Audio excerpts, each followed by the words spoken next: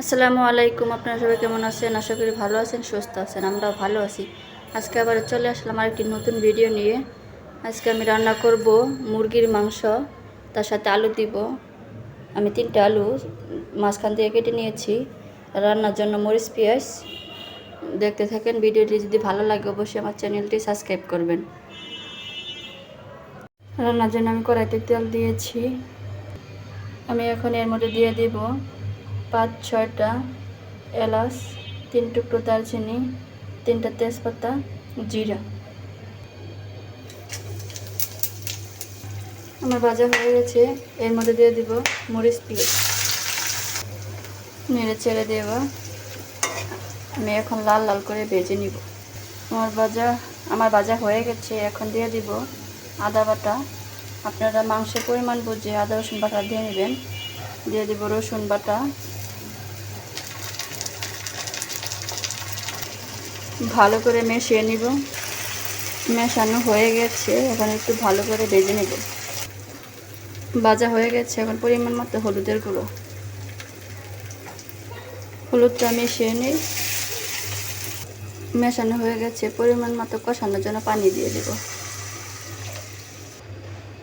এখন এর মধ্যে এক এক করে মশলা দিয়ে দেব।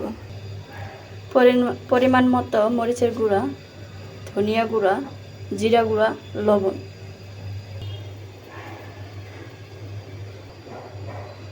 মশলা কষানোর জন্য কিছুক্ষণের জন্য ঢাকনা দেওয়া ঢেকে দেব। এই দেখেন তেলটা আমার মশলার উপর চলে আসছে, তার মানে কষানোটা হয়ে গেছে।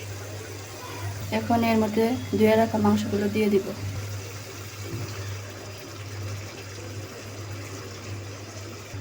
এখন ভালো করে মাংসের সাথে মশলাটা মিশিয়ে নেব।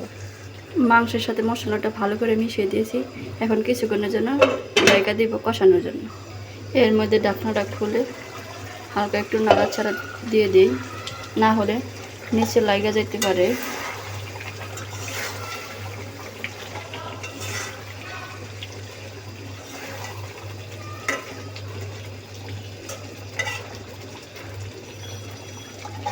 আবার কিছুক্ষণের জন্য ঢাকনা দিয়ে ঢেকে দিব।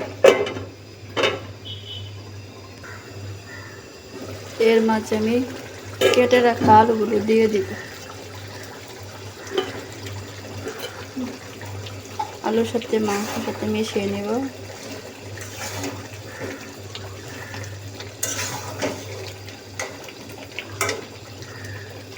আর কিছুক্ষণ কষিয়ে নেব।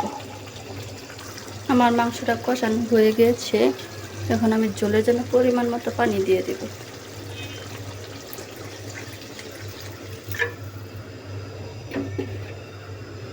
ভালো করে মিশিয়ে দেব।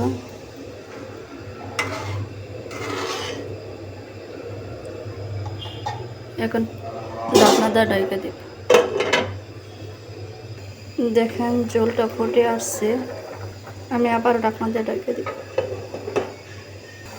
যেহেতু তরকারিটা হয়ে আসছে, এই পর্যায়ে আমি দিয়ে দিব জিরে গুঁড়া। ভালো করে মিশিয়ে নেব। আমি আর একটু জল শুকিয়ে নেব।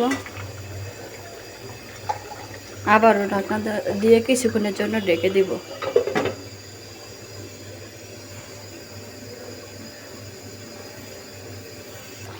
এই দেখুন আমার তরকারিটা হয়ে গেছে। এবার আমি চুলাটা অফ করে দিব। আর আমি কিন্তু অফ ক্যামেরা লবণটা চেক করে নিয়েছি, আপনারাও নেবেন। আমার রান্না শেষ। আমি চুলা থেকে নামিয়ে নিয়েছি। আমার ভিডিওটি কেমন লাগলো অবশ্যই কমেন্টে জানাবেন। ভালো থাকবেন, সুস্থ থাকবেন, আর আমার চ্যানেলটি সাবস্ক্রাইব করবেন। আল্লাহ হাফিজ।